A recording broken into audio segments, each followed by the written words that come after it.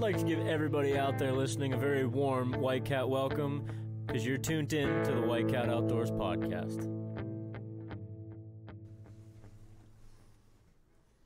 What is going on, everybody? This is episode 47 of the Whitecat Outdoors podcast, and Nick's here.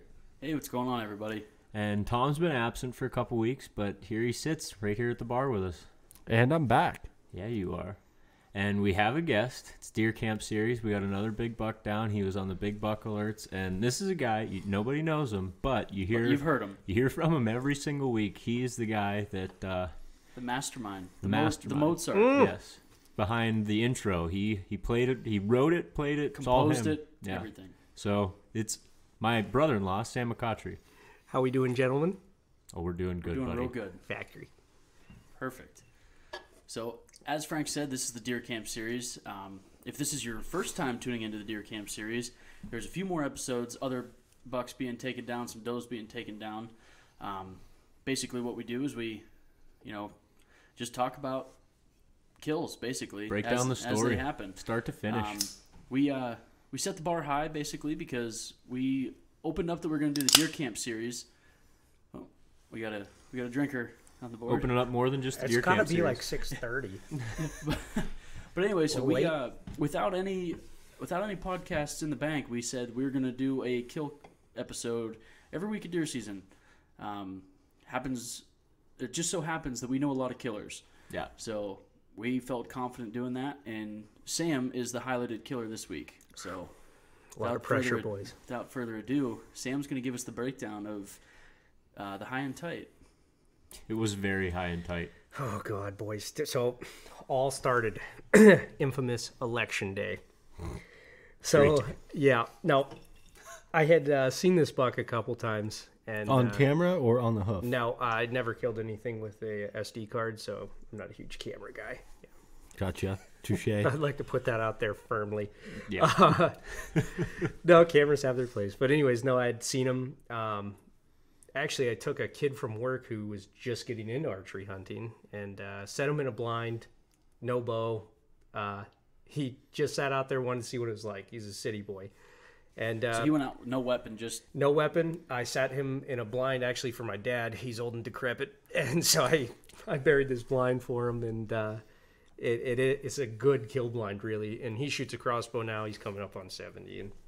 And hates it, but he likes... Keeps him out in the woods. Keeps him out in the woods. So that's what crossbows are for, in my opinion. But at any rate, I said, Corey's his name. I set him in the blind. And Is this Corey from softball? Yeah, that means nothing to anybody else. No. It means Softball something Corey. to us. Wait, what?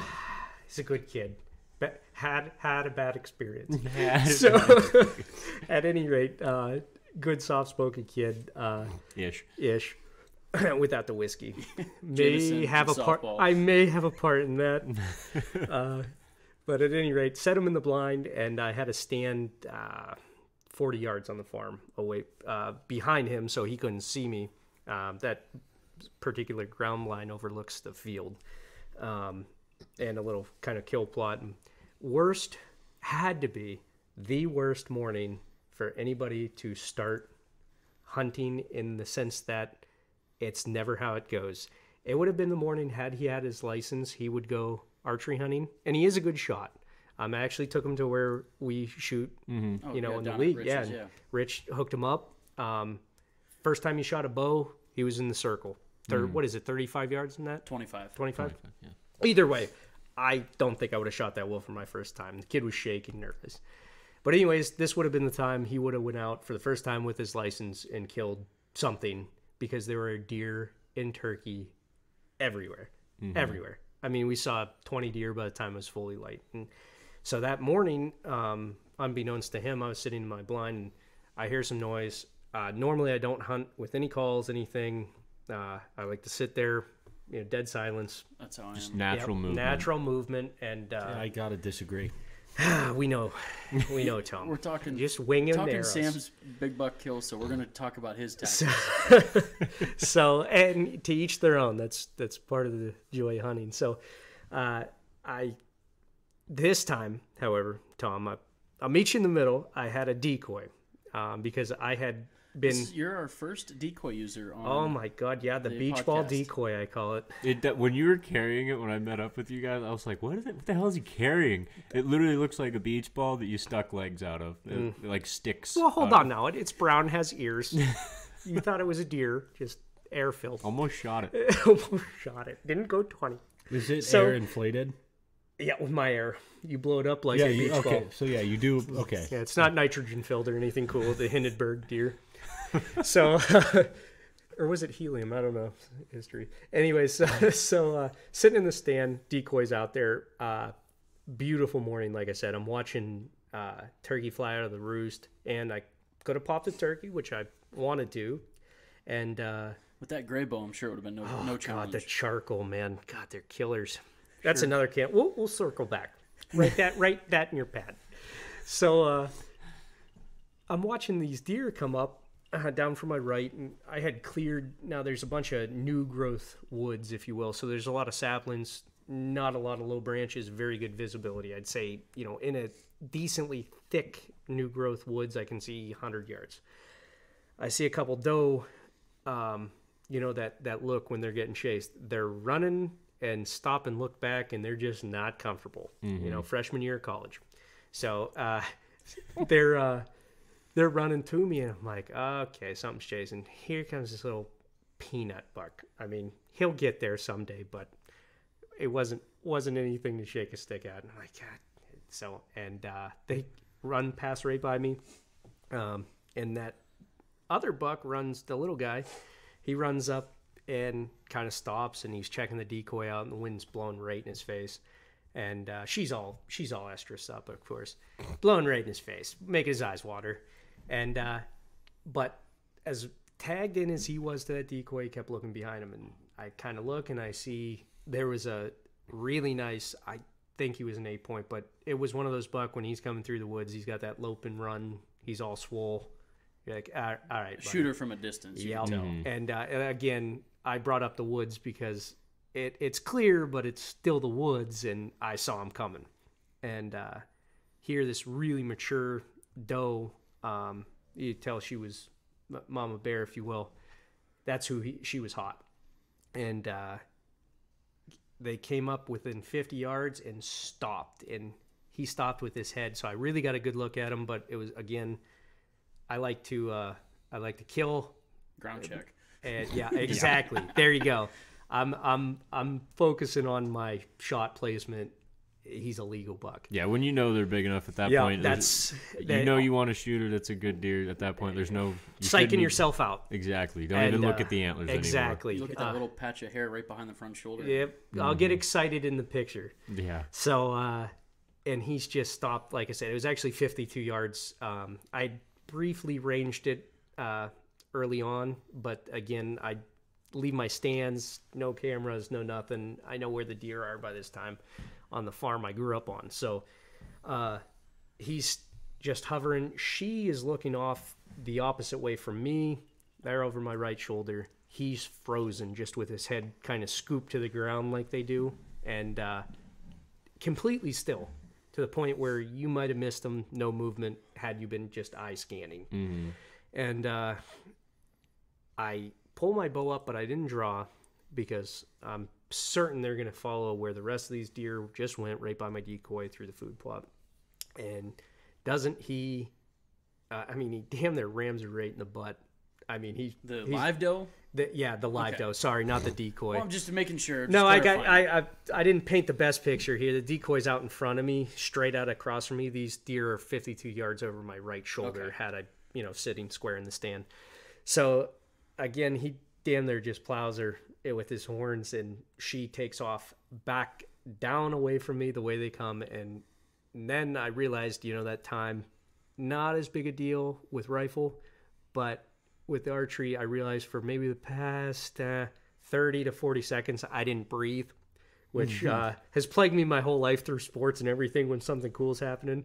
So hold your breath. I just catching, but half of it was the excitement and the adrenaline, but the other half was me just not being a doofus and going over my, routine. Yep. So long story short, week goes by. Now we come to this Tuesday. And craziest thing, coolest thing, and it kind of wraps this all. It's a bow on this story for me, as much as getting the deer itself. Same stand, decoy out, same spot, 15 yards ahead of me in my food plot.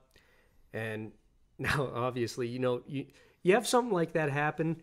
You're almost looking at that same area you saw that buck come from and seeing. You're convinced he's coming that way. It's like a mental picture in your head. Exactly. Happening as, yeah. Oh, they're going to walk in the same spot. This is what I'm going to do this time. And hopefully they come my way. So I got out there. This now, mind you, this was this fall back. Yeah, we just changed the clock. We just changed clocks back here. So it's brighter earlier. So I was in the stand that morning I was telling you about. I was in there real early, 5:45, which it got light at 7:15. I got in the stand the same time, cussing myself. It's too light. I kicked doe out on the way in. Same time. The sun's just coming up to the point where I can see. And if you can see, obviously they're picking you out even easier. So I get myself in my stand, set my decoy up, and I'm just spitting mad, And but it's quiet enough. No turkeys flying out of the roost this morning. I'm not worried about setting a kid up in a blind who doesn't know where the heck he is because we walked into the dark. And get myself set up, and I can hear. First time I hear a grunt. And that's really the first time I've ever heard that at the farm. Kind of a long story, just how the layout is. Where I hunt, they're moving, not really sitting and grazing and paying attention. So you're kind of almost like a pinch point. Exactly. And they're moving through. We call it I-90. For those of you familiar with the interstates, there is a pinch point. We have global listeners, Sam. So, I mean, there's a small group that might get Google that. Maps, bruh. So, no, is it a pinch point of less than a quarter mile, and we basically call it an interstate because it will be beat down to the point it's streams and little streams of runoff because the deer have trails beat down so bad it's mud, and you will see a deer on. Now I do put cameras up at certain times.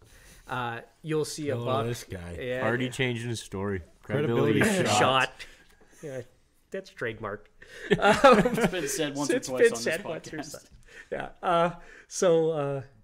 No, you'll see a deer come through there that you'll never ever see again. It's just the nature of the beast. But I hear this more whiskey, please, bourbon. I hear that grunt, and so directly behind me is about 10, 15 yards of woods. Another deer path, a fence, and then it's a pasture, and always beef cows out there.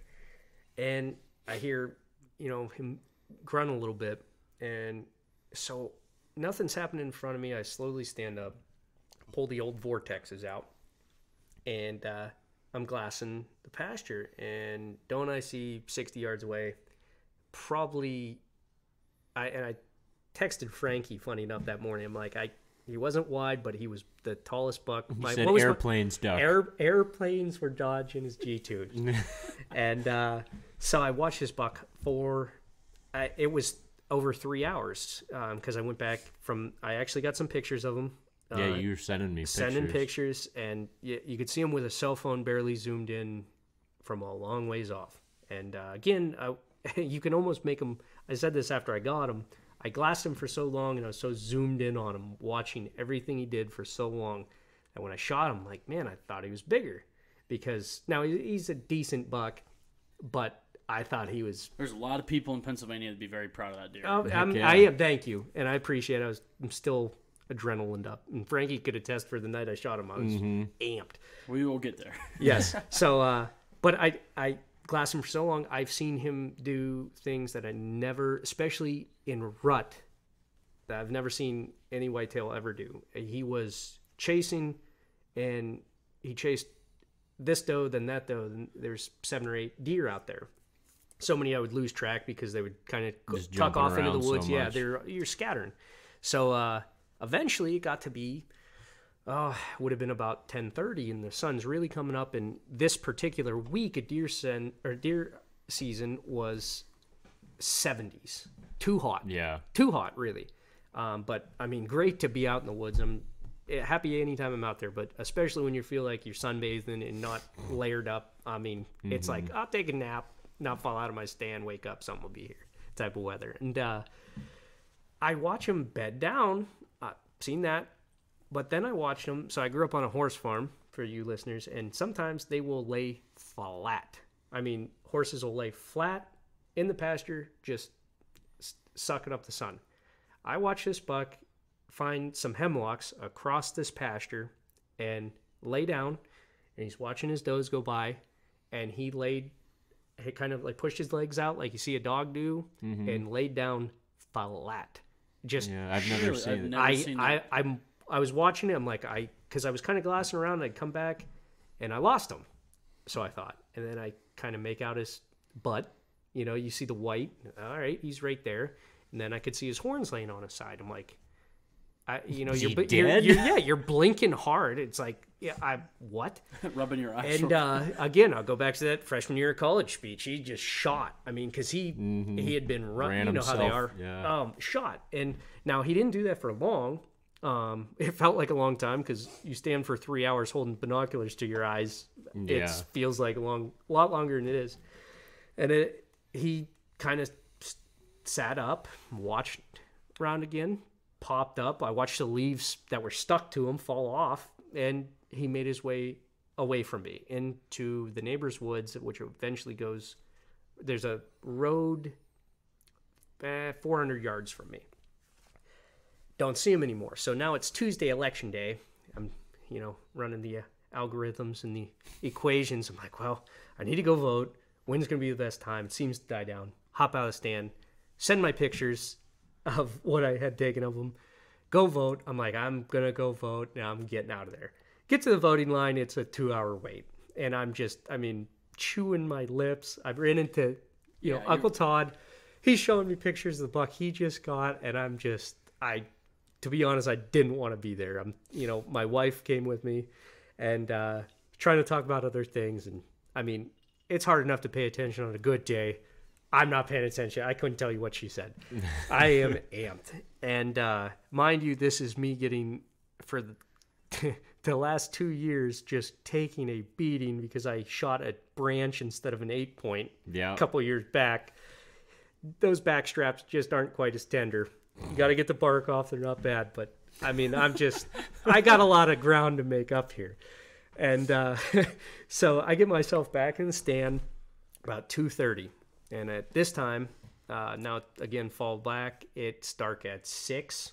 I don't know actually what 5:30, 6 o'clock. 5:30. What I don't know what the shooting hours. It's like 5:30 in the woods, 5:40 on a field. Okay, remember those numbers, ladies and gentlemen, because this comes back into play. So I get myself back in my different stand. And I just felt right about a different stand. I was trying not to blow the one. You were in the branch stand, weren't you? Oh, branch stand 5,000. Yep. And so I get up in my stand and I am sweating again. It's too hot, but I'm just that amped up. Sit down, do my normal, archery setup routine. Releases in the car. That's the best. Run back down half mile or so. Get my release. Walk all the way back up to my stand. Now I'm soaked and I'm pissed. Stink. Yeah, oh man, I might have done that. I don't know, but that's like I was just again same situation as the few mornings before. Just mad at myself. I'm late. Now I stink, and just this is busted. It's junk, garbage, and sitting there. Hour goes by. My dad drives his car up, which is between our two fields at the farm, and which really fries me, but I let him go. And I watch him walk into that blind I told you about earlier. All of a sudden, these two doe come out, and they did not like it. Again, beach ball decoy setup. Wind's perfect. Decoy placement comes out later to be that it is not perfect, because I thought he was going to, in that situation, here's what's going to happen. Absolutely didn't happen. So I see these doe who don't like this decoy. They're stomping. The positive I learned from first time hunting archery with a decoy was that they didn't pay attention nearly to their surroundings as much as they did that decoy. Didn't like it. They kept doing, how they head bob trying to get a different angle, different picture. And but they weren't looking at you. Well, they weren't looking at me. And to the point where I'm moving way more than you should. So do you think if you had a realistic looking decoy, it would benefit a little bit better as far as not alerting deer? Try talking to the mic once, Tom. I'm talking into the mic once. You were not. I honestly don't know because, like I said, my style of hunting, duck hunters use decoys, turkey hunters, birds. Yeah, decoys are for birds. That's how I felt, and that's how I was brought up, really. So that's how I've always hunted. But I try something new. I learned something, absolutely. Well, I want to come back to that when you're done with your story. So okay, well, I'm going to wrap it up here. I know I'm long-winded, but I'm going to wrap it up here quick. So I doe all over me. I'm at one point now. Those two. This is how much I could move. I said I wasn't just dancing up there. I moved to pull my glasses out, and I'm glassing on the farm, which is south of Lake Erie. I can look way across the whole field. We have some big open hay fields, and you can always. I love that stand so much because that night, I had the wind directly in my face, part my hair. It was great. I was Leonardo on the front of the Titanic. Perfect, nice sunny night, and I'm watching deer squirt out of I think it was 330. I've shot it before just to play around shooting long range. It's around 300-ish yards. Further on the ground because of the farms in the valley. Far for a bow, but I take a poke. Yeah, okay. I take a chance. I don't get them if you don't shoot. So I'm watching doe squirt out from that far tree line directly across from me. I'm watching them, and they're working their way dead towards me, but I can't see all the way because there's a hill. Again, the farm's in a valley, so there's a slight hill 100 yards in front of me, and I can't see, call it, I don't know, 100-yard gap because of that hill. So I'd see the doe way off, disappear, and then boom, they're 100 yards in front of me, wide open. And again, coming from that way, like I said, I placed this stand for archery, but it's not the ideal coverage that I would like coming from that direction.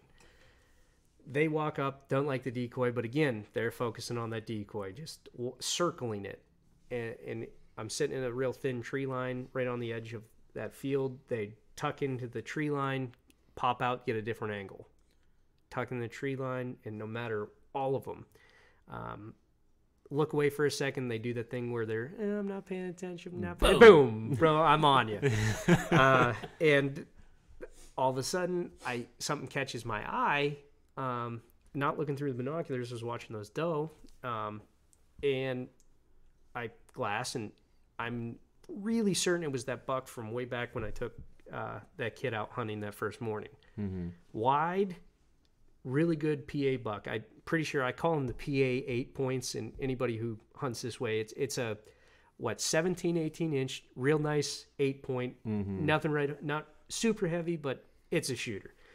And you see him at the taxidermy and people's, game rooms. That's the PA 8 point. Yeah.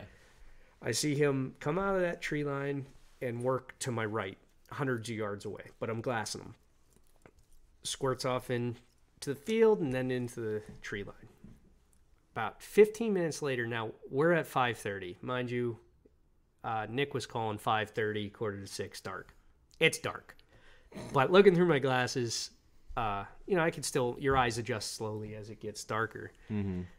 I'm still able to see this buck I ended up shooting. He comes out, and you could tell it was it. He's not scared. Following that, he was probably following the doe originally, but he just happened to come out where that other 8 point was, and starts coming directly at me. Now he's on one of those doe was probably hot, coming straight to me. I mean, beeline, and again disappears over that knob. Don't see him. Now I know he's the only deer in the field because when he did squirt up, he's the only deer. I glassed him. That's that buck I watched for hours. Here we go. And he's working his way towards me. then he starts not looking. Boom, sees that decoy. But then every once in a while, you could tell that scent hit his nose, and he, like they get. And I bleeded one time. I did have calls on me. I was loaded for bear tongue. Listen to this Made guy. you proud. Yeah, The call. The bow didn't kill him. It was the call. The top of the story, he's like, no decoys, no Never calls, once used a call. no sense. There I am, day 4 in the woods. I break out my call. I shot a branch, man. I was pulling out all the stops, less the front of my car. I'm getting a buck this year. So I bleat one time, a little can bleat, tucking in my sweatshirt, get in position. And as soon as I bleated, he was beelining for that doe, that decoy. And I know they think it's a little bit more realistic, but there were times I'd look at this thing out in the field, and I'm just like, God, that thing looks so stupid. This is going to scare more deer away. And again, I'm cussing myself. Just everything's wrong. It's shot, it's junk. And but sure enough, he's walking right to it after I bleated, and he went right to it, 3 yards. Now, I set this decoy, as I said earlier, in a spot that would be, there's 10 ways this could happen. This is number 11. He's not going to come the way he did. Just that far open field is going to not come that way. So, again, does exactly that. Decoy in this particular spot is about 37, 38 yards. So further than I would have put it ever. Again, I thought the deer, how they usually come from that stand. So you were looking for them to see it kind of and walk past you. Yeah, so I was sitting in. Okay, I see what you're saying. Yeah, I was sitting in a tree line between two fields, and they always come out of the soybean/corn field, depending on what rotation, behind me. So I have read, again, the theoretical knowledge of hunting and YouTube videos that everyone knows best. I set it a little further out in the field so that, and it made sense. I read where you could, when something was right against the tree line, just like say the opposite tree line, you're in a field, they're just on the other side of that tree line from you, through the tree line opposite side. If they're tight to that tree line or in the tree line, it's actually harder to pick them out than if they're a couple yards out in the open field. And I can attest that when you're driving or anything, you can see a deer that might be in the center of the field a whole lot better than you can see them if they're tight to the tree line, less to break them up in the silhouette. Yeah. So that's what I did. Set it opposite of the tree line, a little further out than I'd ever want to shoot. So, needless to say, it's out ahead of me. We'll call it 40. No, bragging. It was 40 yards. This buck comes from that side, and when he sees that decoy, he did come on the side between her and I. So he goes like kind of circle around. He goes to circle around behind her where the smell's coming from, and he gets right up to Isn't it funny how a buck, even if it sees the doe it's trailing, it doesn't give a shit. It wants the freshman year of college, it's all Nick. I keep scent, saying it, man. It wants I know the it is. scent. I know it's not right. He wants that but, Victoria's Secret man, perfume. Yeah, It smells like the cotton candy. lace, man. It gets you every time. It's that red lipstick. God, I know I shouldn't, but look at it. And so gets Pepe Le around. Pew. Yep, exactly. The good one. The female. What was her name? The female I skunk. just know Pepe Le Pew. Well, It's a funny name wait, to say. get young Jamie to look that up. So it comes up, and he gets right up to her, and just like you're saying, he sees something isn't right, just like all the other doe did. But you could tell every time that it hit his nostrils. It's like a lot of makeup, but we're already here. I got a couple beers. What do I got to lose? So he circles up behind her, and then he does this last thing. Now I'm full draw, and he's in the beep, filling it up, and he does this last kind of, how deer, it was their last kind of, They've had enough. I'm not liking this, I'm not running, but I'm walking away, and they kind of do this little fade away step where they're going to go 180, and my dad and so this is more, again, first archery buck. All the years I've been hunting, I never had a semi-automatic. I eventually graduated to pumps. Ethical shot, you take it. Single shot 20 gauge, you're making that shot count. Single shot 22, raccoon hunting, saving the hide, you're making that shot count. So that's all my years. One shot to the point where out in Nebraska, long shots, I'm not re-racking around. So this is going through my head. You have an ethical shot, take it. If you wait for the perfect shot, you might not get it. So I'm breathing. I've really been practicing shooting with both eyes open. So we've been shooting a lot this year. A lot. So I had utmost confidence, and we shot well. All of us did. Yeah. Grays definitely did better, but, I mean, everybody was good. Hey, Nick, I was trying That's to be that's humble, enough. but yeah, I wasn't close. So, Quite enough. so Check the scorecard. it's printed. It's on the wall. Put it on the fridge. Breathing's right there. Again, back to earlier, it's him. You can look at the horns when he's dead. I'm in, in the zone. Let the arrow go. Just perfect. Didn't do any of the bad habits that I was doing earlier. Blinking, closing an eye, dropping the bow after a shot. And I watched that arrow hit him square in the chest in that split second as he was turning. Because that was it. If I had waited for him to turn around, I would have only seen his butt. And it was probably... We wouldn't be sitting here. We wouldn't be sitting here. Yeah. It would have been what had happened was, or what I had should have another done. close encounter with this Yeah, dude. man, I'm telling you guys, you got to believe me, he's tall. So I plug him. I know the picture's blurry, but Yeah, right. No, that's him running away right there. And I plug him again, kept my eyes open. I watch it sink right into his chest. The second to last shot I would ever want to shoot in archery, but it went exactly where I wanted it to. And about how far was he? It was, I think, again, that decoy, again. I know you said he was he's at about 40, like he circled downwind. He circled downwind. He was just that side of the decoy. His skid marks, I'd say, was a yard or two to me of that decoy. Okay, so he's 35 plus. It was a farther shot than I wanted to take in an area I didn't want to shoot him. Again, all year but we've shot like you said, a lot. you practiced a shit ton I've been this year. practicing my, again, horse farm indoor arena. I have a 275-yard pole barn to shoot inside every night. Target. And on top of that, we're throwing 50 arrows every Saturday. Exactly. Plus, it depends, and a whole lot faster than you'd ever shoot, because if somebody doesn't show up, now you have Yeah, we much throw less 25 in the competition, but we were shooting plenty beforehand. Yep, absolutely. So, again, confidence in shooting. Had you asked me what shot I would want it and at what distance, would not be that. But nonetheless, I plug him. And he was so pumped up, again, stupid, that I watched that arrow hit him. That sound it makes. I'd like to use the Hollow analogy pumpkin. of a breaking tree branch, but that It's and a that hollow stand pumpkin, was basically. yeah, exactly. Wasn't a tree branch, sunk it, watched it sink into him. I don't have a Luminox or any of this fancy stuff out yet. I kind of keep it simple, stupid. I watch him sink it. So it hits him, and he slowly keeps turning. Never flinched or did that immediate skid mark there, that jump when something hits him, until he turned. Then he ran, and a good trot, and he went right over, pretty as a picture, over that knoll down to where I couldn't see him. So he came back pretty much the way he came in. Exactly the way he was going back home. Like something is right.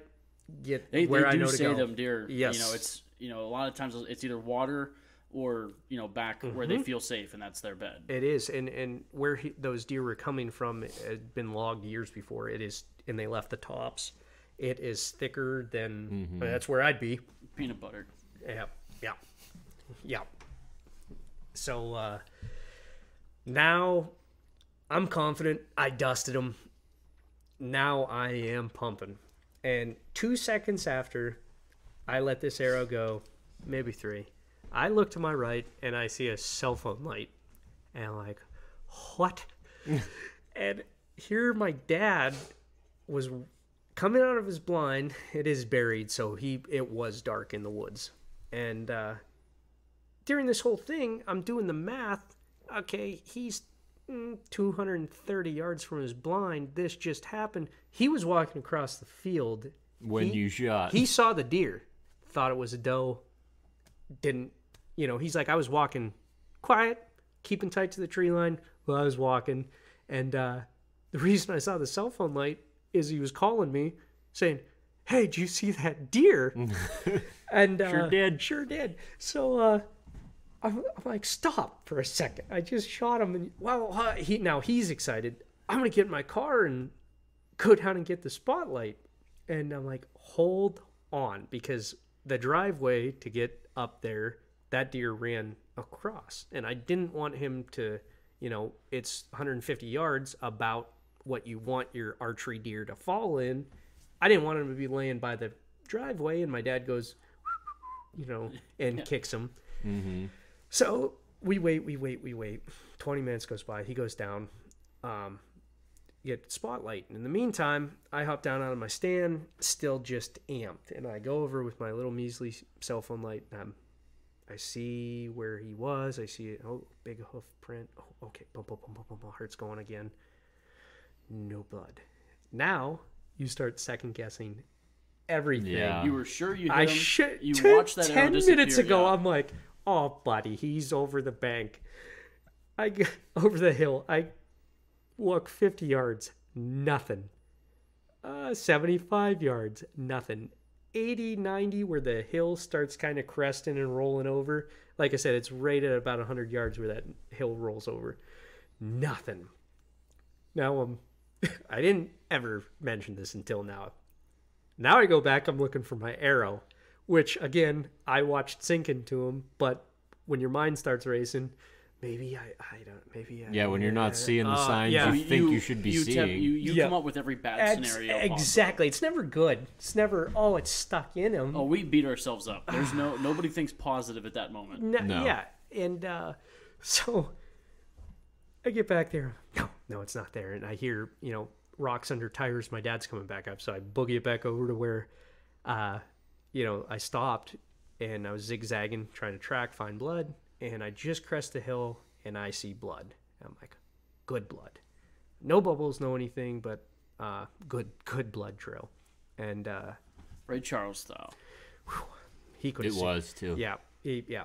So keep tracking him. Go down, cross the driveway. My dad, God bless him, taught me everything I know. Starts shining. I'm like, well, come on, let's go. We got to find this blood trail. He's like, okay, well, go ahead. I'll shine. I'm like, what do you mean? He's like, yeah, I can't find my battery spotlight. I just got the one that plugs in. I'm like, shut that off. You're killing me. Because I thought he went and got a spotlight, so we're not using our, one candle power cell phone light to track this thing. So we can't see him from the driveway. Yeah, that's my dad. Like I said, smartest guy I know. Drove me nuts. Not only now I'm racking my head. God, I missed it. This guy comes up here with, a situation I didn't think I was going to be in. So he gets out, and now we're using 2 candle power. His 13-year-old flip phone, and they did have brighter lights back then. It wasn't bad, but nonetheless, not what you want to be tracking with. So pick up the blood trail. We're going back and forth, and then we would lose it. And here he was, I believe he was starting to get loopy across the field, and he was zigzagging, sharp zigzags, like not, but drip, drip, drip, drip, paintbrush, drip, drip, drip, paintbrush. Get to the wood line, we hear deer. I'm like, I'm going to stick Excalibur, which, Frankie, you can tell that story if you'd like. That's for another day. That's for another day. I stick Excalibur, my buck knife, in the sheath, in the dirt, and said, Dad, we're going to sit here. Frankie's on his way. We're going to go back to the car and sit. So my wife, God love her, it's not like she came from a hunting family or anything. Yeah, right. No, her dad wasn't like a he's guide nope. He doesn't hunt. And God bless his great guy, just doesn't hunt. Nope, no, brother doesn't. Sure don't. No cousins, uncles, nothing. It's just not a a hunting family full of vegans.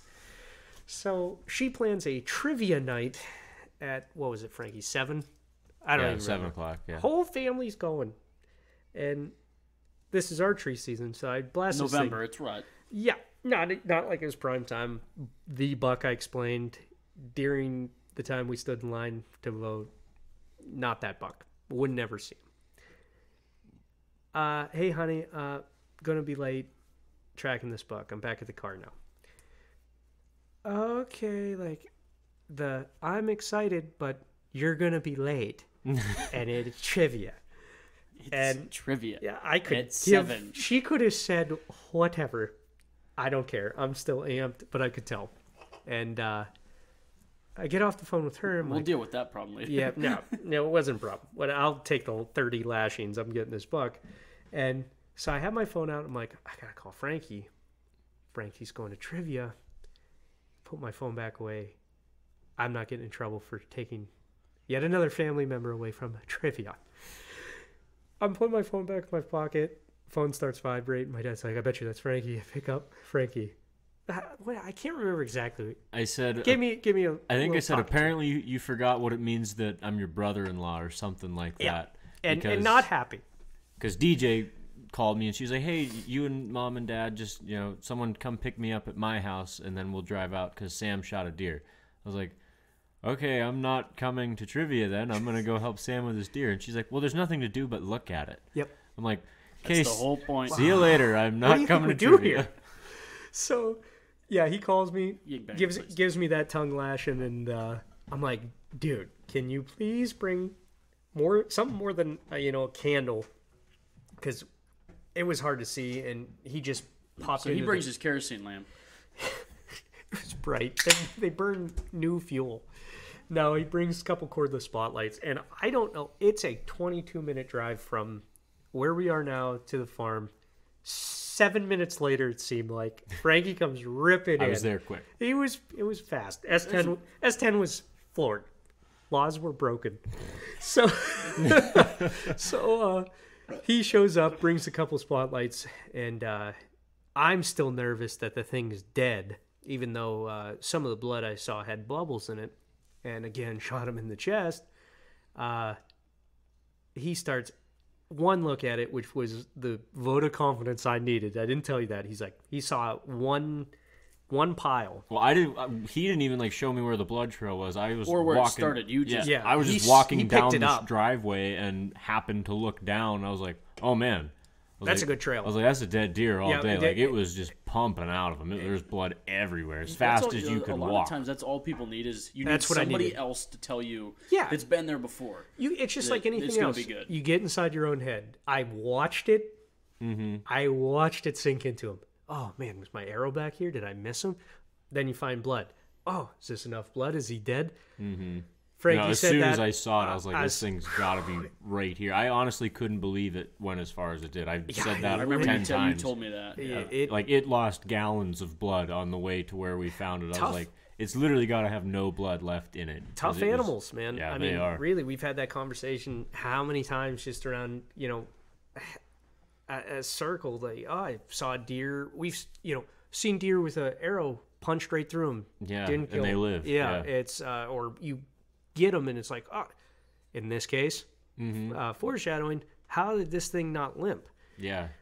So Frankie says that I'm business. Now I'm back to home plate.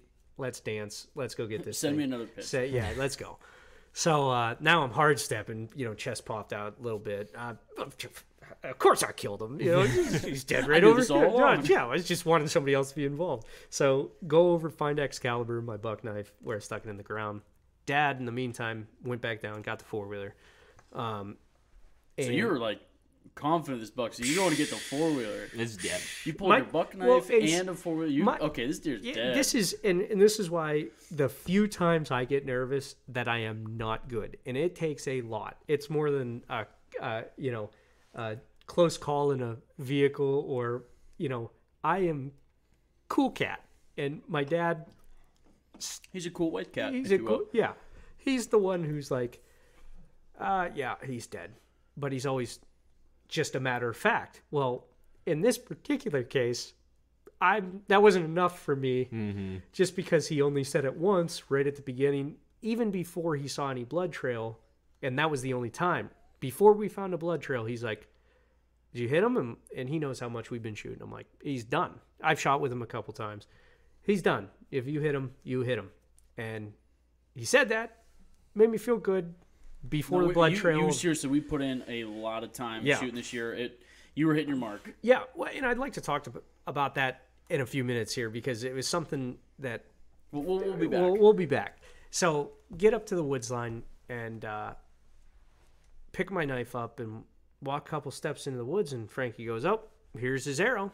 And he picks it up and he's like, "Oh man, it was blood up to almost the fletching, and then it was slimy on the end." And he's like, "Oh, pass through him." And I'm like, kind of again, in my amped up thought process, like, well, what did it come?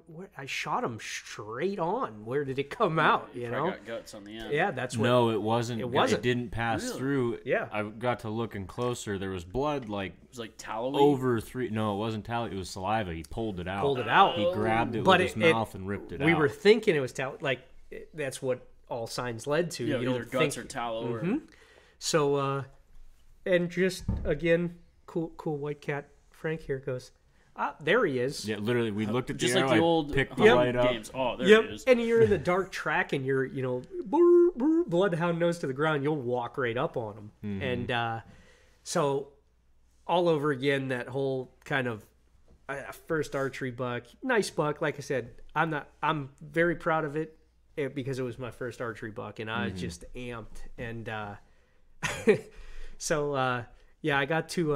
I was happy Frankie was there because of previous story that happened. I actually proposed to I didn't propose to my wife. I asked for my Permission, wife's hand, something that's very near and dear to me and meant a lot to me. During the first time my father-in-law, big hunter, saw me got a deer, and I was so nervous, my hands were shaking so bad I couldn't hold the knife.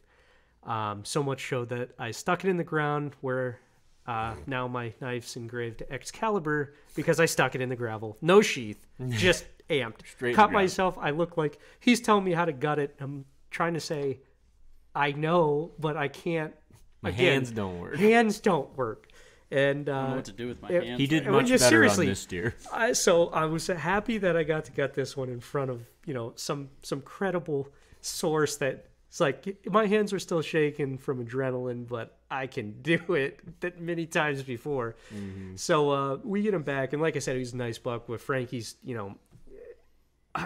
no, that's not a good picture. We got to. I'm like, Yeah, I heard about. Yeah, I'll he let like him sits on this deer's head and like grabs the G2s and's like, "All right, take my picture." I'm like, "I'm gonna smack you." I don't know if I sat on his head, it might have been uncomfortable, but it was. We get it on the 4-wheeler, get it back, and he's like, "Oh, you gotta take another picture," and I don't care. It's down. All that worry that he's done. Yeah, that final adrenaline dump yeah, hits now. it Like, hit. it's you got the buck. It's Yep. done. This whole time, hey, what time are you guys gonna be to trivia?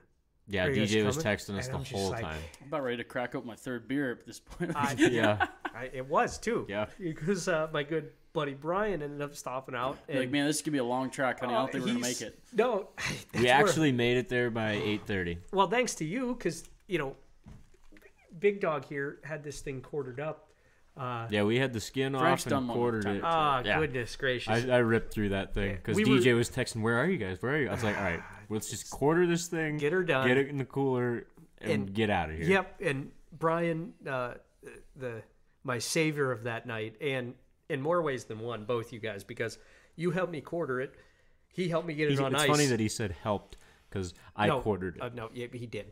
I stood there like a little kid when Jaw bait dropped. Like, wow, that's really fast. No, Wow, he's really good at that. well, see, I knew he was good because I've seen him do it before in Nebraska, but I stood there like the little kid while you bait his hook. That was me. Like, Frank, can I? Nope. Hold him. I was like, Hold "Just this. Get the hell out of the Hold way." this, and I'm like, and it's one of those situations where Hold the leg. Yeah, you this- got that job. this guy's in command here, and if you get in the way, it's slowing it down, and we have Look at we me. have I am questions the to captain answer at dinner.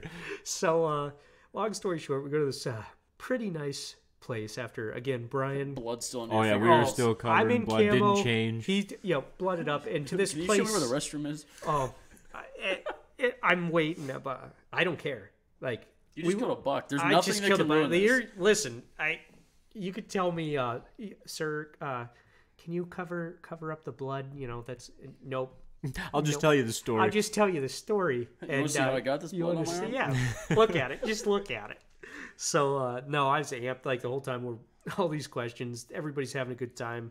I was zoned in. I didn't care what was happening around me, and awesome experience. I mean, there's nothing better than your first archery buck. No, and I feel like I'm going to feel that way again because it's not.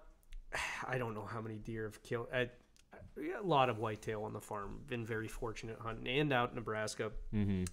Archery is a different. It's a push spinner rod to fly fish. It's just a totally different animal. Did you say? Did I heard earlier in the story? Is your first archery buck? First archery buck. Your first archery deer? No, third couple doe before. All right, so your first buck with a bow, and that's an experience in itself. Yeah, it's because it. Not that I wasn't thankful, for the doe and the back straps and the freezer. A buck hits different, and anybody that hunts can agree to that. Even if they don't want to say it out loud, bucks are different. Yeah, it's and again, so many emotions from the confidence. Again, how much we shot. To you're ruining knocks on arrows because you're shooting such tight groups. You're setting yourselves up for more challenging situations to challenge yourself to make that shot easy. I shoot at 55 yards, so the 25-yard shot's that much easier. I put off center the target, shoot around stuff that's relatively close. Just to try to put yourself in situations that you might see in a tree. Exactly, and.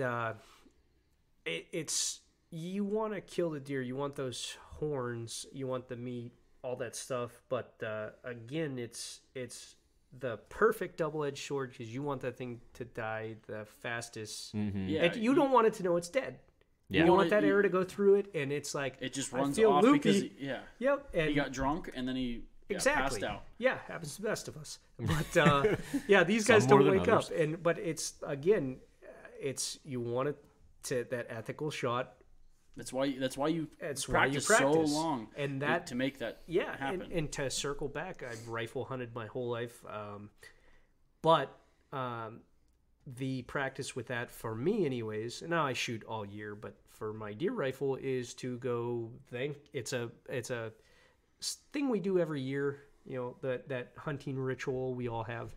Thanksgiving morning, go do some small game hunt with some beagles. Go sight the rifles in, pew pew. Oh, hey, it's still on because it's sat in the case all year. Go kill something. It's just for fun, and basically. It's for fun, and I'm not trying to take away anything. I've rifle hunted my whole life. I will rifle hunt from now on. We'll be doing it in a few weeks. Yeah, buddy. But it's again, a bow's different. A bow is different, and I can't explain. I'm trying to. Again, I took that kid out from work. And now, mind you, he did kill a couple doe back when he actually lived in Waterford, since moved into town, rural to city. He's killed a couple deer, but even he says, he's like, when you hit the target where you want with an bow, it is different than when you hit you put the crosshairs on it versus breathe. For me, it's draw like correctly. If a rifle's on, you can give that rifle to anybody, and it is on for anybody that shoots it. A bow is more of an extension of you because it's sighted in, it's fit for you. My bow is sighted in perfectly for me. If I put it in anybody else's hands, 9 times out of 10, it's not going to shoot right for them. Sure. Because it's not fit for them. So the bows are an extension of you. It brings you way more personal with the kill. Absolutely. Yeah, and from every aspect of it. I mean, goodness, you have to be within, again, I'd like to say 30 yards, 40 yards. Sometimes you gotta make tough choices. But again, you would never in Pennsylvania think, is that deer in range when you have a 308 or 30-06 or a high-powered rifle? They're always in range. You do not think... You can see it, yeah. And, there's this magnifier on top of this fire stick. No, it's totally different. It's a way more... it's an intimate experience that you have to have to appreciate that animal. You appreciate that animal so much, you go shoot every Saturday in the middle of the day Yeah, it's a little friendly competition at the range, but that's the end goal all of us have in our head. Yeah. You know, nobody's bragging about the techno hunt kill they had. Yeah. It So, all goes down to the final, it's- into archery season when you're shooting the Yeah, deer. it's really something you practice most of the year round. The only time you're not hunting it, or practicing rather, is the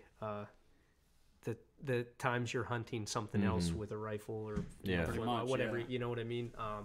So I've actually I've set goals for myself because of this. I said the first morning earlier that I saw the turkey flying out of the roost. Awesome, another awesome experience.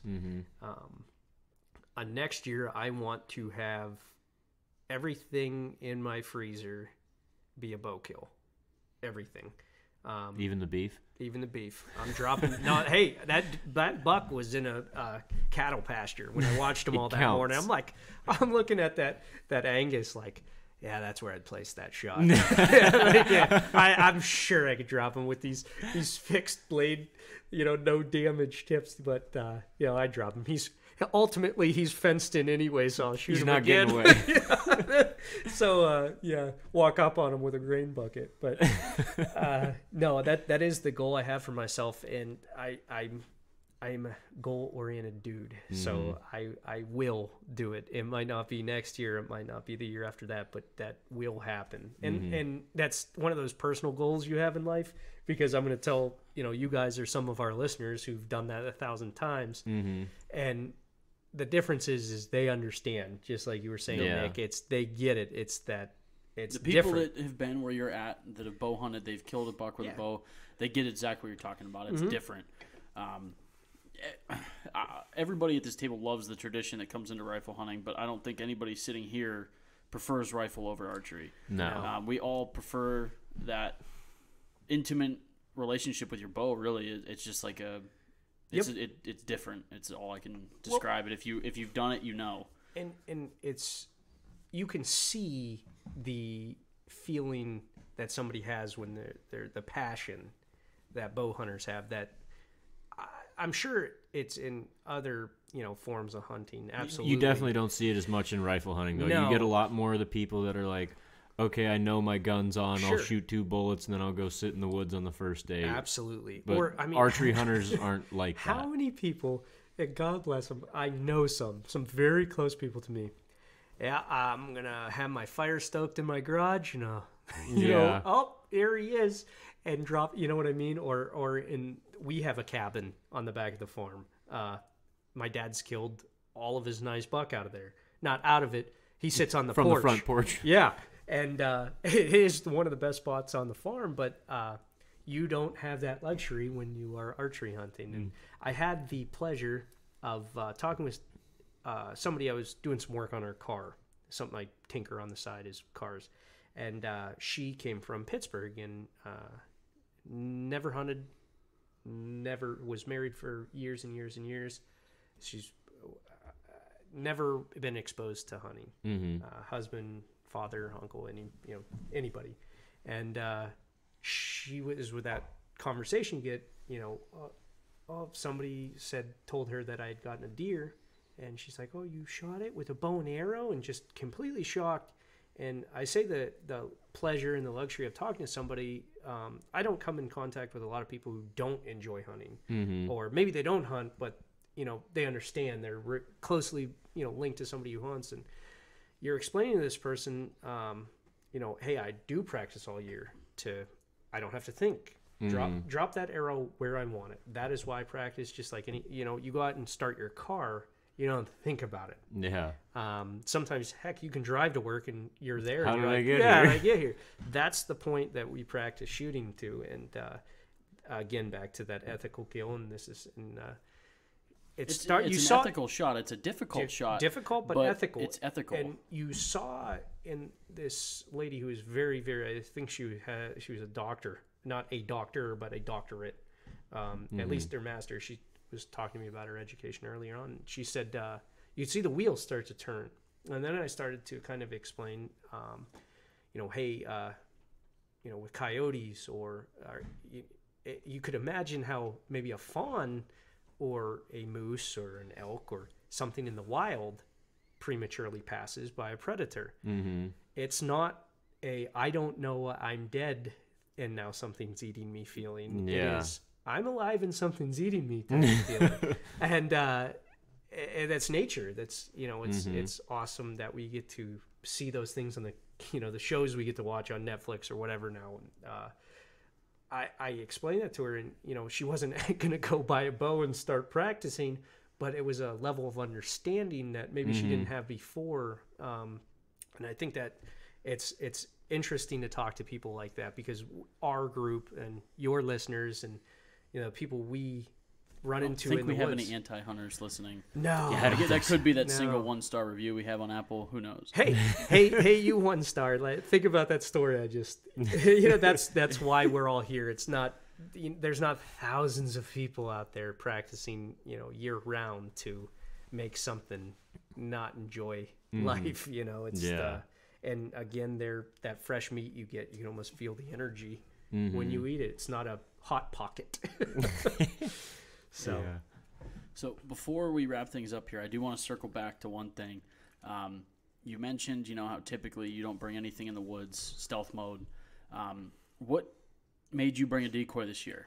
Like, what was your thought process behind that? Because I've never hunted with a decoy. Nobody here has hunted with a decoy, so I'm interested in what your thought process was to bring a decoy out. Absolutely. So I think it has it's maybe threefold. The branch hazing I had been getting sent from, it's coming down. I had this week off of work, so a little bit of pulling all the stops, a little bit of a continuation on learning archery. So just like I said, filling you guys in on that, took the deer's attention off of me and put it on that decoy. I had never learned that. I might, use that tactic in somewhere that might be, a high pressure area, where they're walking on eggshells because so many people, maybe a public land, I don't know. Yeah. And again, that's probably the biggest one. I wanted to learn.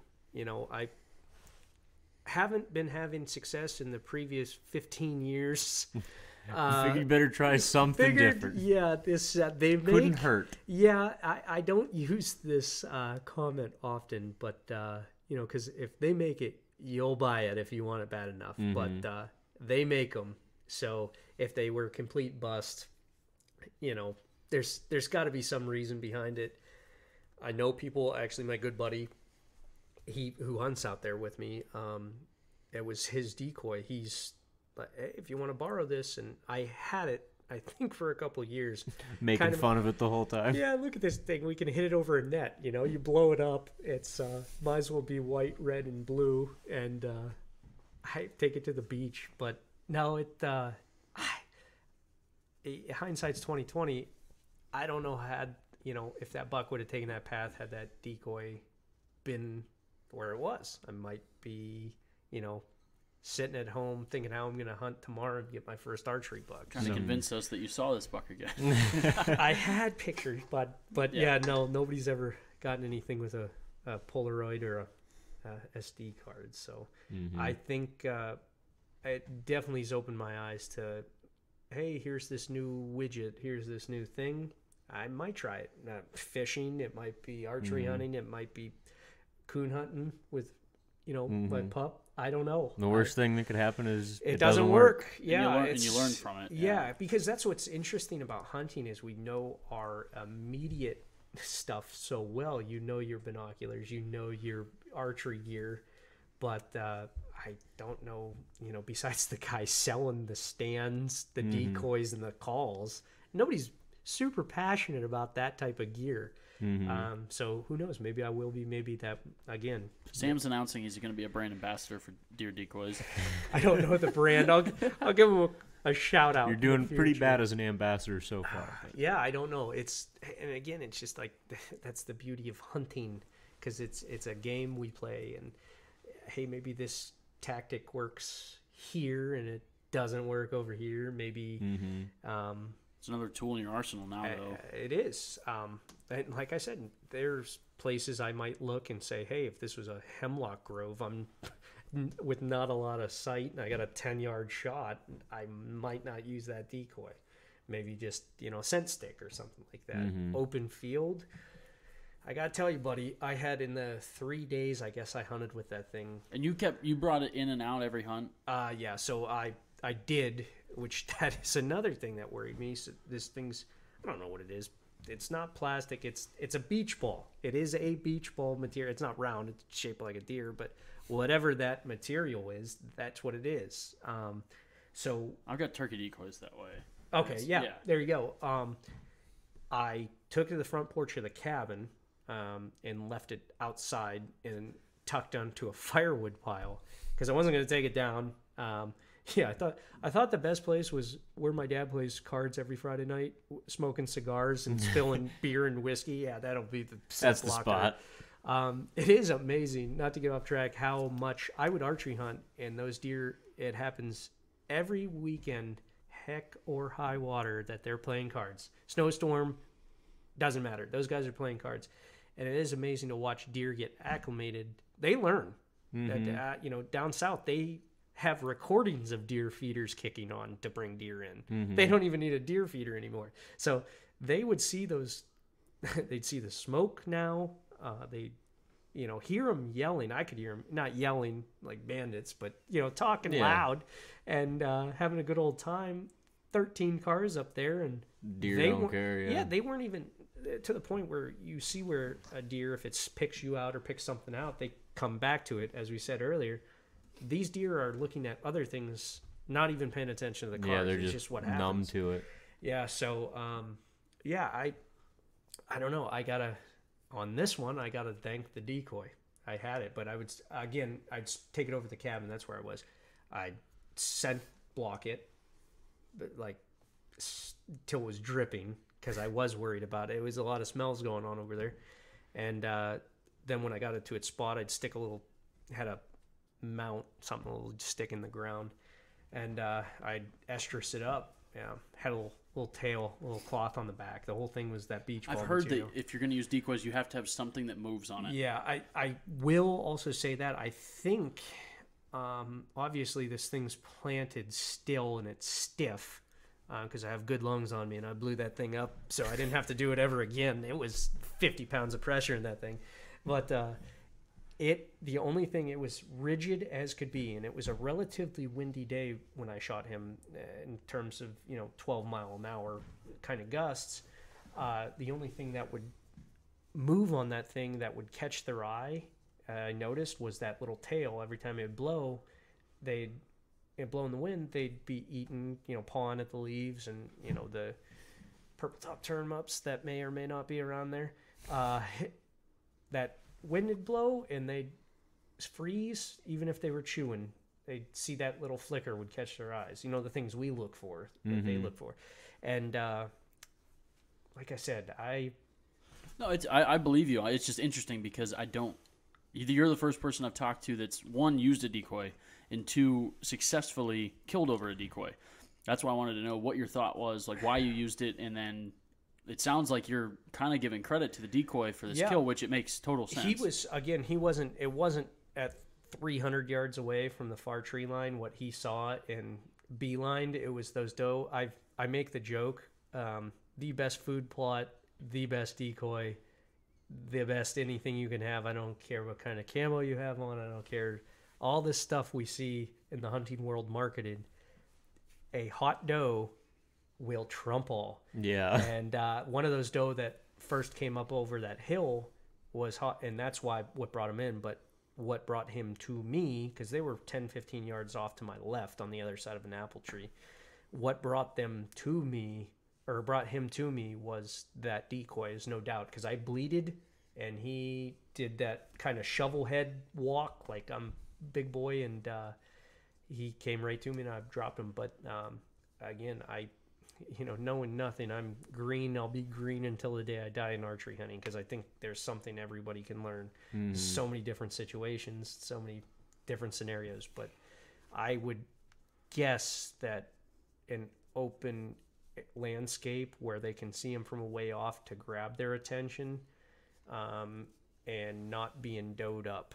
Because both of the buck that I saw way off, even though only one that I killed saw it close, that first one and the second one were both by themselves, running rogue. So I had that decoy set up.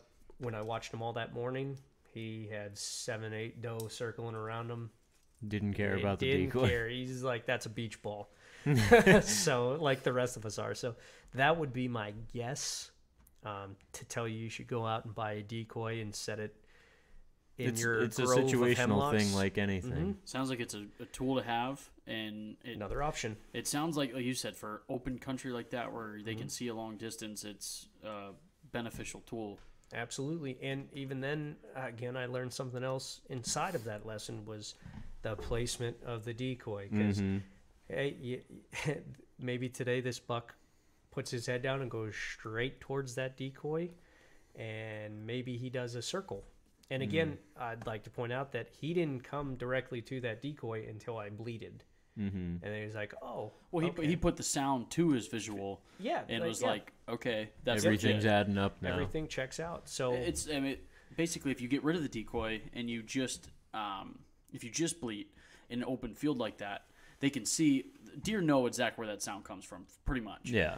So if you bleat and there's no decoy, open field like that, they're like, I should be able to see where that came from, like, and there's not a doe there. Yep. So when you put that doe there for them and you bleat, and they're like, I hear it, I see it, gotta be there. Yep. And No, he absolutely. walked right up to his death Absolutely. sentence. It's a maybe a 1, 2, 3 process. But I have a question for Tommy.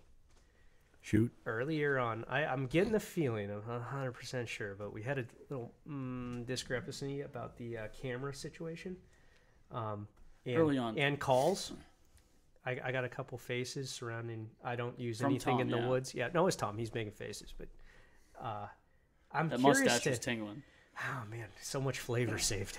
Yeah. And now I'm curious to see, obviously, because you guys have been archery hunting for a while. I'm thinking around at the table, kind of. It's been over Thoughts? 10 years for each of us. Yeah. So put some wisdom on me, Tom. What's your thoughts on that? You've been kind of quiet. I think come this time of year, cameras are kind of useless. But unless you have a cell camera that you can put, on an active Touchless, scrape. if you will. Yeah, if you have a cell cam on an active scrape, I think that could be a huge benefit where That could be deadly around this time of year. Yeah, okay, I know Sending there's live pictures off of active scrape right now. but early archery season I use cameras a lot to pattern deer in food plots. I think that's the biggest thing that nobody talks about, at least in my circle of hunters. You got to join our circle, Steve. Well, I thought it was, but here he said, first time caller. No, You've been on every episode, if you think about I opened it. No, I wanted to have something to hang my hat on, but anyways, you got the guy flashing his pictures on his phone of the big buck, and this it. But he sips his beer and no kill. Yeah, and he took a pee on the ground right by where he set his beer can, and but no, I shouldn't say it never fails. The few times I've asked, I get a big internalized grin, if you will, because you're like, oh, what time he come through? And more times than not, maybe it was just the casual guy checking his nature pictures, but they don't know. You guys would know. Yeah, a lot of people don't pay attention. But a lot of to people, and it's like specific things about. They just want to see the picture and say, "Okay, delete it." A lot of people I think, use cameras for inventory. Yeah. They want to see what What's deer's on their there. property. They don't give a shit when it's there. They just want to see that there's deer on their property. And I personally don't really agree with that. I like to know. I'm with Tom. it- Like he said, that the like, yeah. pattern of the deer. That's But deer means nothing to me at midnight. Like, because certain property, especially like my granddad's property, which we won't give too many locations away, but it's south of Lake Erie. Yeah, it's not far from you. Erie and Florida, in between But we had bucks. This is that- true. We had bucks that, the way our farm's set up there, there are certain parts of the farm that the bucks will be in during the rut, but it's going to be dead, early October. And I think cameras help you with that, especially because over the years of running, a dozen cameras or more, you can kind of figure out, because I mean they're patternable. You can figure out, year to year deer do generally similar things. So cameras can become a very useful tool to figure out where deer are at during the daytime, because it doesn't really matter where they're at night. If you can't get on them in the daytime, it's just a picture. It's a story at the bar. Yep. About look at what I got on my property. Yeah, everybody knows the guy that's at the bar that shows you the 180 he's got on his property, but every single picture is black and white because it was taken at 2 a.m. Yep. That is exactly my point, and that's what I appreciate what Tom just said, because that is, in my opinion, how that is your eye in the woods when you can't be. Yeah. And I looked into them. What is it, 150 pictures? A lot of them are 100 pictures you get through a cell device. Yeah, there's different plans they have. Yeah, you're not taking your chew out and throwing it on the ground while you're focusing on it, popping your camera open. Yeah, that's what about the calls? Well, I also had a little pushback too. Now, just one more thing about the cameras. Like Nick said, a lot of times you'll get, photo after photo of black and white, all nighttime pictures. Or nothing. Yeah. Something tripped it. But a lot of the times, in that series of black and white pictures, you'll get one picture of a mature buck in the middle of the day. And I like to... That's an important picture to look at. Go back and look at things like moon phase, wind direction, barometric pressure. Wonderground.com is perfect for that. When you look at that picture, if your camera's synced for date and time, like Tom said, match it with wind direction and pressure and everything. Yep. No, it's interesting. I do have a trail cam, but summer, it's cool. I had a fox one time. My dad and I still have it. Got a kick out of it. Fox moving, it was going east-west, but it was going east. 2 hours later, it comes back by with a woodchuck in its mouth. That is the coolest thing, and that is, that was my greatest entertainment from a trail cam ever. It's exciting, obviously, to see the big buck, and everybody loves to see pictures of big bucks. Calendar in Iowa. I watch videos on YouTube of a deer farm and be like, man, that's like, that's what they can grow like when they're fed and, regimented with a routine and they can do There's no pressure. Stress. Yeah. It's still awesome to see a giant whitetail, but yeah, there's a long... I think there's, different ways people use cameras. There's people that like to just have pictures of deer, which is fine if that's what you want. But cameras can also be used to figure out where deer are at during the daytime and pattern them year to year. Yep. I know there's several people I'm sure do it, but one that's coming to mind now is that Byron Horton with like whitetail experience. He's an accountant, I'm pretty sure, but he has like spreadsheets, like Excel sheets, where he maps daytime pictures with temperature and pressure, and he's got like years of logs, trail camera. And, I don't do that much. No, yeah. But like he basically has like analytics for his trail cameras and stuff, and it's badass because it's like, I don't put that much time into it. Tom knows I like running cameras because it's kind of fun, but I don't know if it's laziness or what, but like I don't run them as hard as Tom does. Tom is very good with running cameras. He hunts based off of his cameras sometimes, like if he's got daytime pictures of a buck, where I'm more as I like to dive in with a stand on my back and say, this looks good, this looks bucky. Yep. And set up. It's weird how that works, isn't it? Like you can walk through an area. This happened out west. The first time I was out west, you could walk through 10,000 acres, and it just kind of hits you like, I'm gonna put my climber in this tree, and then after you get up there, boy, that spot over there looks kind of good too. Yeah, but it is a weird kind of feeling you get about. You just have an inkling. I'm big on instincts. Yeah, like follow your instincts. If you like, and I screwed up on that last week when me and Tom were hunting. I didn't hear this story. Not really screwed up, but it was like I didn't have what happened was I had a spot in mind where I wanted to be, and I fixated on it too much. Basically, I picked from camp. This is where I wanted to be, and I walked past hot sign that I should have stopped at. I walked past 2 hot scrapes because I'm going somewhere else. You've decided. And it wasn't until me and Tom backed out that night where Tom was like, "Why didn't you set up there?" And like my first thought was, "Oh, I can't hunt here." Like, but then like Tom's like, "Well, what about that tree right there?" And it was like I didn't think. Didn't even look around. Yeah, my first thought was else. I had another place to go. Oh, I can't hunt there. I told him, oh, there wasn't a tree. And then Tom was like, what about that pine tree right there? And it's like, oh shit, yeah, okay, yeah. I could have been in that tree.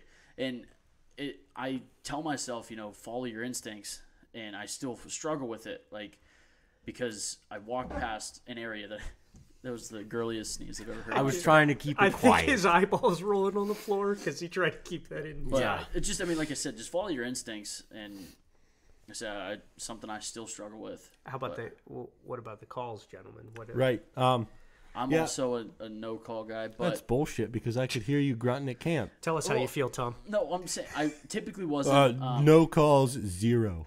Absolutely none. Credibility shot. It's a grunt from the wrong end. I didn't use any calls. We got 2 guys here. I never use calls, and then mid-story, so I pull out my bleat can. Here's my picture of my buck. I bleated so in. What happened was, our buddy Keith, he's been on the podcast.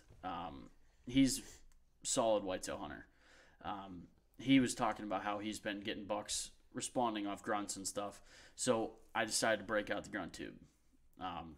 I hate grunt tubes. I've been on the podcast many times. I've said I hate grunt tubes because it gets myself in trouble. Yeah. Bow's not in your hand. That, and I get excited. I have to grunt at every buck I see, and I don't know what it is, but if I see a buck, I have to grunt at it. See what happens. It doesn't play out, and I've told many people that I don't do well with grunt tubes. It doesn't work for me, and it's because every single antlered animal that walks through the woods, I have to bleh, bleh, bleh. And most of the time, they're like, "Screw you! I'm gonna keep walking." I'll wonder what that is after I'm done with her. Yeah. I did call in a small buck. I put it on our Instagram. Buck grunted out a few little buck, very small. Like 130s, miniature spike. Maybe 60 inches. But grunted at him like 2-3 times, and ears pinned back, came up. Starts. I got him up. I took video of him up on his hind legs, putting his scent all over this licking branch, and it was fun. But generally, I don't use calls, but Tom has caught me red-handed. I do use calls on occasion. You did kind of come straight out the gate saying, I don't use calls. So did you. I don't remember his hours. I like to drop the hammer, and then I soften it up. It's like a meat tenderizer. It's not like a hammer. It comes down hard, but it softens it. Sure. Stainless steel. We don't like to put anything in stone on the podcast because sure sounds like you do. Never do I grunt. Ever. Never grunt in the woods. So there I was. I like that.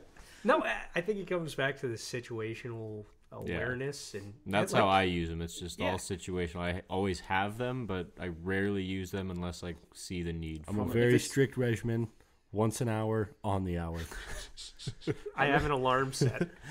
Time to grunt. It's actually a grunt alarm. Tom accidentally ended up way closer than it This is not accidental. Nick will try and tell you it's accidental. Whatever. So I was hunting this spot. So what happened was Tom sees big buck. I see this 170. Okay, how about one person speak?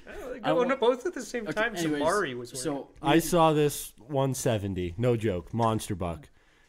Walk 100 yards in front of me, cross the gully, and disappear. And I tell everybody back at camp that I see this buck. And Nick's like, oh, I'm going to go hunt way over here, nowhere near where you were at. That's a lie. So I'm not even going to let you finish this because turn his mic off. Yeah, I told you to go where I went at that point, where I figured I told you to go. This was, because you had seen the buck probably 3 days before. 3 or 4 days before. 2 days. 2 days, whatever. We were there in the evening. I saw it the morning prior. So a day and a half. What? No. I'm saying from the time I jumped in there. It was like 3 or 4 days. No. Doesn't matter. Doesn't matter. Anyway, I told Tom to go to this area. Were we fire stick hunting here? No, this is archery. This is last week.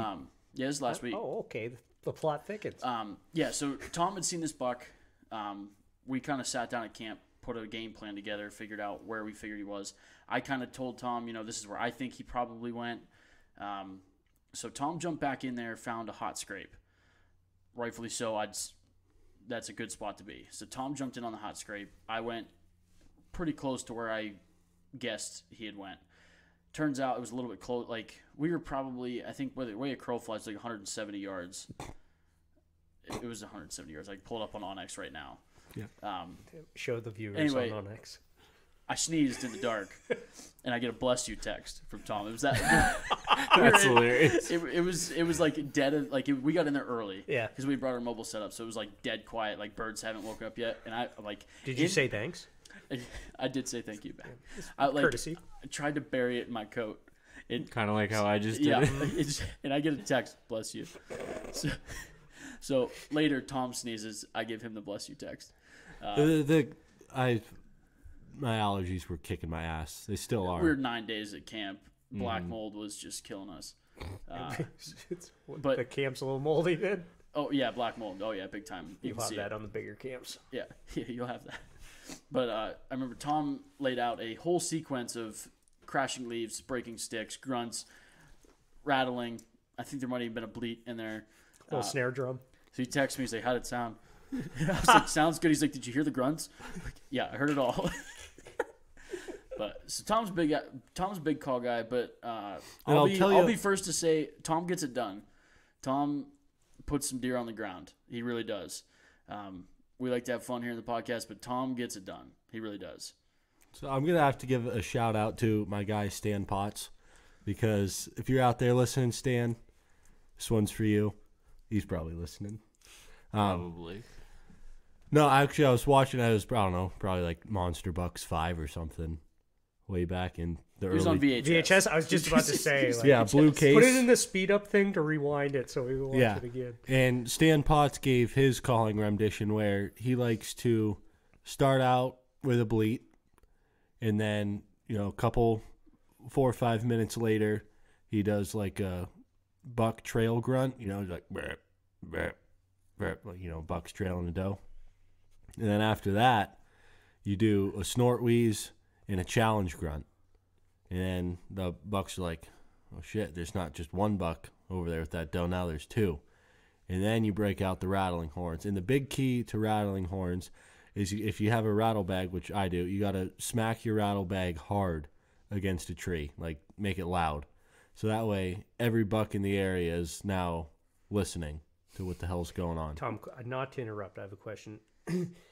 Would you say with all this calling that you're able to do you tell people that you're bilingual? I try not to. This is I don't want to like, brag. No, this is top secret stuff. I can't believe I'm actually It's just us. saying it on the air. It's Yeah, just us. But then We don't really have any listeners, to be perfectly honest with you. But yeah, to really make the rattle work, you got to get a branch and rake it through some branches and leaves next to you. I'm almost I can sold. hear the whole I think deer are running out the house. I could hear the whole thing from, like you said, it was good. It was good. Had I not known that Tom was over there, I probably would have had my bow in my hand because shit was happening. Yeah, and you mix in some soft grunts into the rattle.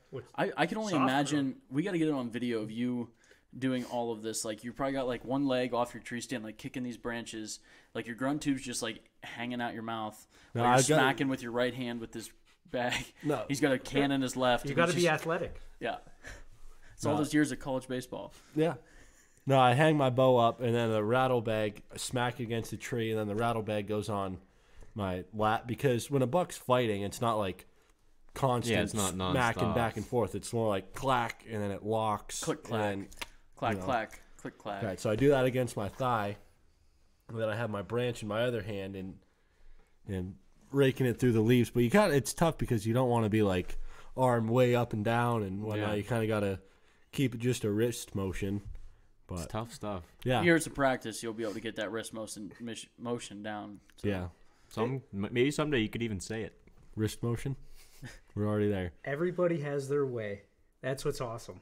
Mm-hmm. You know what Exactly. I mean? It's you could listen to how many people have we all read, watched, and listened Yeah, about everybody their does way. it different. It's so cool, and it's whatever works for you. Yeah, and That's what boils down to time in the woods and a little bit of luck. Yeah, and you know what's funny? luck. I was talking to another kid that I haven't really hunted too much with, but he is a hunter, and again, kind of like me, really heavy hunter fisherman, but not archery.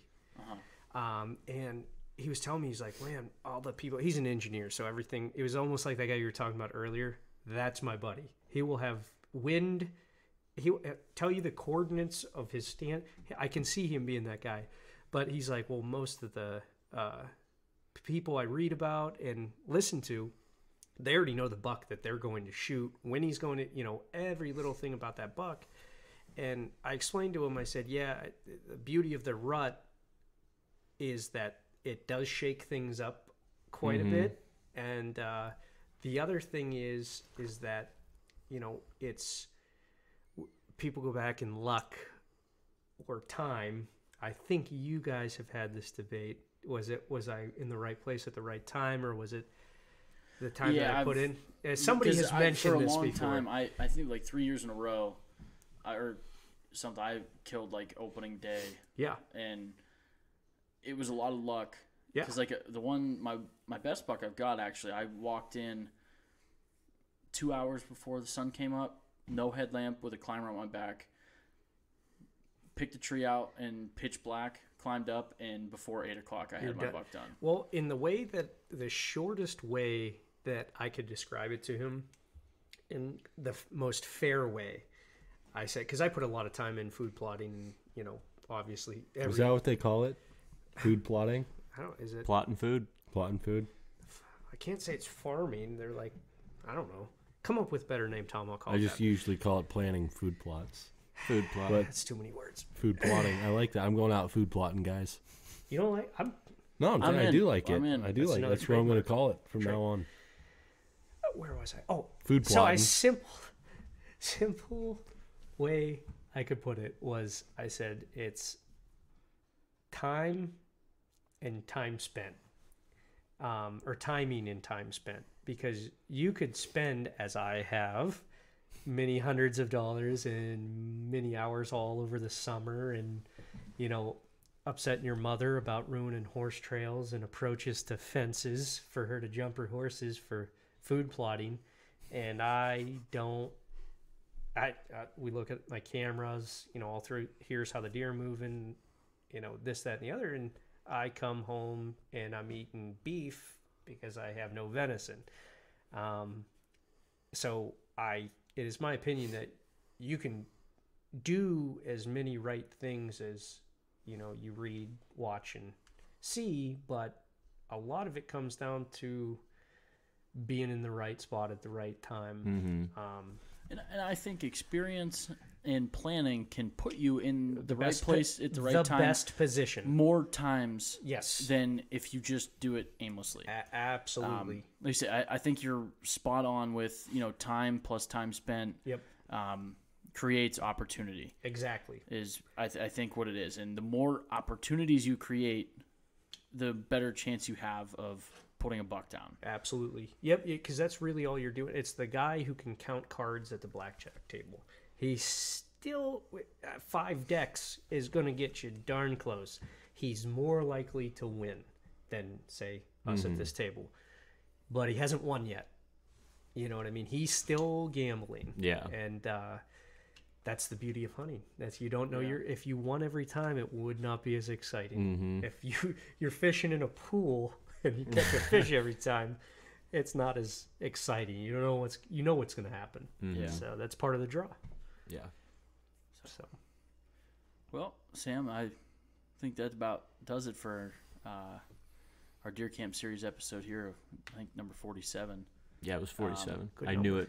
Yeah, Flat I out. saw you looking during the intro. No, you did. we'll throw it out there.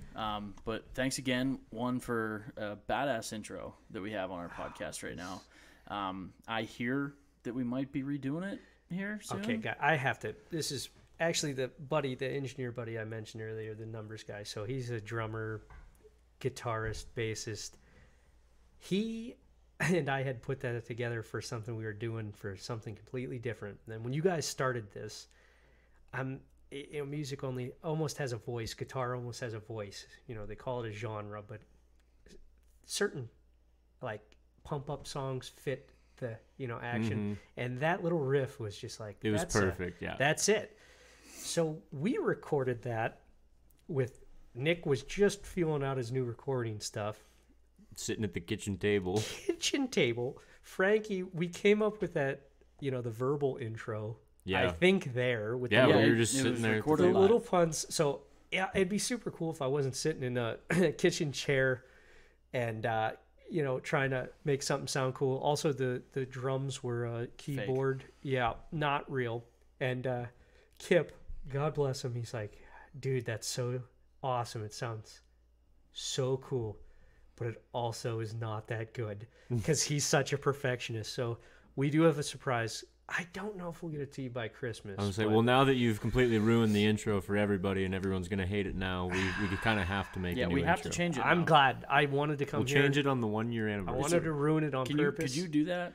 Episode 52. It couldn't be 52 because we had a few two-parters that we released early on. Yes. January 1st. Why are you giving me so much time? You got till January. He went to look at the watch that was not on his wrist. Tom can actually do that now. Man, that thing's huge. Do you need glasses? No. Man, I think the viewers so, looking at it. Anyways, you just announced to the public So it has to happen, is what you're saying. Yes. Shout out to Kip there because he's going to be listening to this. And, the unveiling January 1st? Yeah, January 1st. We need it by January 1st so I can plug it in because we don't have a bank of episodes. We are completely unprepared. Every week we're like, so what are we launching Sunday? Flip the coin. Which I actually really like because we're just flying from the seat of our pants. And I don't even think that's the right way that saying goes. I don't even think that's a saying. It's a saying. But anyway, I love the idea that like it's week to week. It's current because we don't record shit early. If it is, it's a week early. Like it's not like we don't have this like bank of episodes where it's like, oh, what do we want to release today? Like it's week to week. It's dedication every week, and that's the beauty of the whole thing you guys have here is that it was we're winging it. We're gonna record this in a kitchen at a table and come up with something and makes it spontaneous. So yeah, it's cool. Totally unscripted. I think like the first episode I had scripts. I wrote out notes and it sucked. Read it like a calculator. It sucked, and I was like, screw those. I don't even keep a notepad anymore. I used to write notes. On a bigger podcast I know out there keep notes and stuff. Whatever. Like I'm sure it works for you, but it's not you guys. It's not us, and like we're our own flavor. Like you got everybody likes vanilla, everybody likes chocolate. We're more savory. Yeah, savory. That's been my new word lately. That came from the mustache. Yeah, we're our own thing and keep it that way. Yeah, that's basically it. So January 1st, you better have it to us. You heard it here, folks. I think we're gonna close it on that. New intro coming January 1st, 2021. Get outside.